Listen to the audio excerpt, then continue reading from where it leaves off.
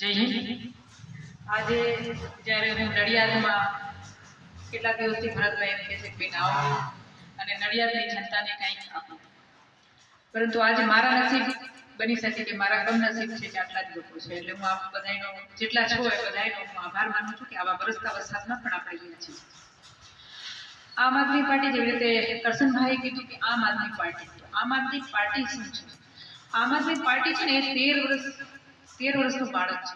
13 વર્ષના બાળકે એ 13 વર્ષનું બાળક છે અને એ 13 વર્ષમાં બાળકે શું આપ્યું તો હું તમને જરૂર કહીશ કે 13 વર્ષના બાળકે 2 રાજ્યની અંદર સરકાર આપી છે અને 2 રાજ્યની અંદર કોર્પોરેશન આપ્યું છે અને ગુજરાતની અંદર કહેવાતા ભાજપના ગઢની અંદર 5 વિધાયકો આપ્યા છે।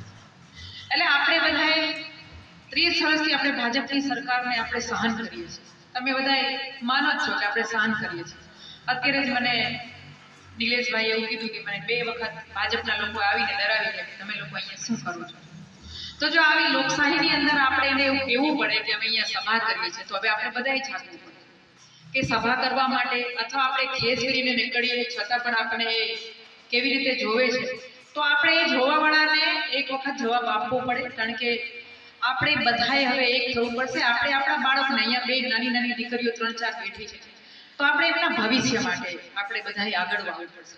તો ભવિષ્ય એટલે કે આપણે જે બાળક છે, આપણે જ્યારે ભણતા હતા એટલે આમ આદમી પાર્ટીને આપણે બધાએ જાણીએ છીએ, આપણે નાનાથી મોટા થયા ત્યારે આપણે 3 વસ્તુને લઈને આપણે મોટા થયા છે, રોટી, કપડાં और મકાન।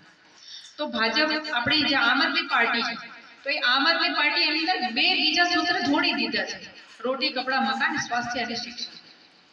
અને આમ આદમી પાર્ટી સ્વાસ્થ્ય અને શિક્ષણની ઉપર વધારે કામ કરે છે કે આપણે સ્વસ્થ રહેશું અને શિક્ષણ સારું હશે એટલે આપણે બીજી કોઈ જ વસ્તુ નથી જોઈતી। આપણે સૌ માનીએ છીએ કે આપણે જ્યારે ભણતા હતા અને હવે આપણે આપણા બાળકોને જે એજ્યુકેશન આપીએ છીએ, તો આજનું એજ્યુકેશન કેટલું મોંઘું થઈ ગયું છે। સ્કૂલની અંદર ફીસો એટલી છે, રોજગાર છે નહીં। આપણી પાસે એક નારો છે, જય જવાન જય કિસાન। તો આજે જય જવાન અને જય કિસાનની હાલત શું છે? જય જવાન છે એમને અગ્નિવીરો કરી દીધા છે ને કિસાનોને એકદમ રખડતા કરી દીધા છે। તો આ જે નારાઓ અને આ જે કંઈ છે એ અત્યારે આપણે બધા એવું અનુભવીએ છીએ કે એમાં કાંઈ જ નથી થયું, ત્યારે આ ત્રીજો પક્ષ છે એ ઉત્પન્ન થયો છે અને ત્રીજો પક્ષ જે ઉત્પન્ન થયો છે એનાથી આજે ભાજપ અને કોંગ્રેસ બંને ડરી ગયા છે।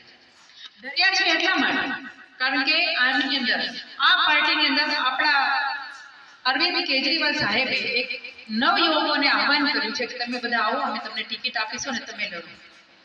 આપણે જાણીએ છીએ કે કેટલું બધું ભણીએ છીએ છતાં પણ આપણે નોકરી નથી મળતી। આપણે અત્યારે બેરોજગાર, આજે તમે જુઓ શિક્ષકોની હાલત એ લોકોએ શું કરી નાખી છે, જવાનો તેને શું કરી નાખી છે। શિક્ષકોને વારે આંદોલન કરવા પડે છે, વારે બેન દીકરીઓને રસ્તા ઉપર ઉતરવું પડે છે।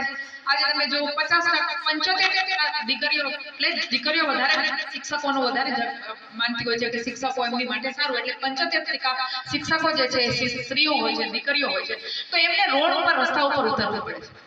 તો શું કામ એ રોડ ઉપર રસ્તા પર? કેમ? આપણા જ પૈસા, તમે ટેક્સ ભરો છો ને ત્યારે ટેક્સની અંદર લખેલું હશે કે શિક્ષણ વેરો, તો એ જે શિક્ષણ વેરો જે આપીએ છીએ એ આપણે ટીચરોનો પગાર આપીએ છીએ, એ આપણા જ ખિસ્સામાંથી જાય છે, છતાં પણ શિક્ષણ કેમ સારું નથી આપતા? તો એમના માટેની આમ આદમી પાર્ટી છે એ ફાઇટ કરવા આવી છે, એમના માટે લડવા આવી છે કે તમને અમે પૈસા આપીએ છીએ છતાં પણ તમે અમારા છોકરાઓને સારું શિક્ષણ નથી આપતા। આજે તમે ગવર્મેન્ટ સ્કૂલોની અંદર તમે અહીંયા બેઠા છે, હું મારાથી માંડીને બધાય આપણે આપણા બાળકોને સારું શિક્ષણ મળે, સારી વ્યવસ્થા મળે અને આપણું બાળક શાંતિથી ભણે એવું આપણે બધા ઈચ્છતા હોય, તો એ જે પૈસા આપીએ છીએ, જે ટેક્સ આપીએ છીએ, તો એનાથી એ સારી સ્કૂલ ના બનાવી શકે, પરંતુ એ નથી બનાવવાનું કારણ એ જ છે કે જો એ સ્કૂલો સારી બનાવશે તો એના ઘર ક્યારે ભરાશે? એટલે આપણે બધાએ એક પ્રણ લેવું પડશે। આવનાર સમયમાં 2027 તમારી કોર્પોરેશન આવશે, તમે બધા એક થાઓ, એક ઘરની અંદર બહેનો, આપણે બહેનો છીએ ને એ 24 કલાક રાજકારણ કરી શકે। એનું કારણ કે બેન છે ને રાત્રે 12 વાગે પણ દરવાજો ખોલી અને એનો દરવાજો ખોલીને એમને કહી શકે કે ભાઈ આ આમ આદમી પાર્ટી છે, ભાઈ નહીં જઈ પણ બેન જશે। તો મારી તમે અહીંયા જેટલા પણ લોકો બેઠા છે એમને નમ્ર વિનંતી છે કે આપણે અત્યારે અહીંયા 25 કે 50 કે જેટલા લોકો છીએ, આપણે બધા એક પ્રણ લઈએ કે બધાના ઘરે જઈએ અને એ લોકોને સમજાવીએ કે આ આમ આદમી પાર્ટી છે એ હકીકત એમના ઘર ભરવા નથી આવ્યા, પણ તમારા ઘરને, તમારા ઘરની અંદર દીવો પ્રગટાવવા આવે છે, તમારા આંસુ લૂછવા આવે છે।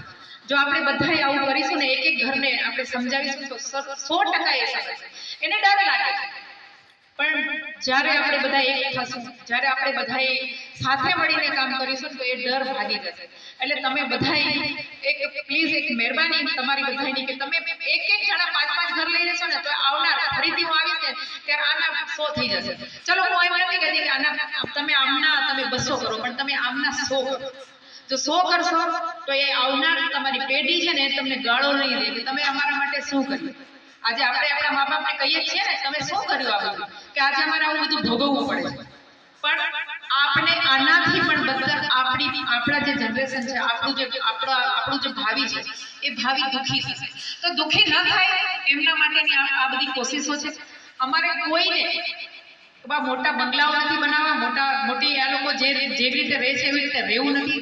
તમને જેવી રીતે કરશનભાઈએ કીધું કે અરવિંદ કેજરીવાલ છે એ અહિયારો, અને એ માણસે બધું મૂકી અને પબ્લિક માટે લડ્યા. શેના માટે?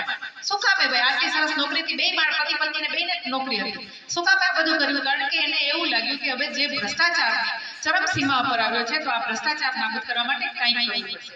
અને એ અત્યારે મેદાનમાં ઉતરી ગયા છે. એવી જ રીતે આજે આમ આદમી પાર્ટી આજે ગુજરાતની અંદર કાલનું હું તમને એક આપી દઉં છું કે જ્યારે ભાજપ ને સદસ્યતા અભિયાનનો એને શરૂઆત કરી હતી ત્યારે તમે બધાએ પેપરમાં વાંચતા હશો કે બાટલો ચડાવવા માટે અથવા હોસ્પિટલમાં જાય છે એની દવા લેવા માટે પણ એ લોકોને પહેલા એને સભ્ય બનવાનું, પછી એને દવા આપવાની, કેવા એ લોકો નાટક કરીને સભ્ય બનાવતા હતા. પણ કાલનો તમને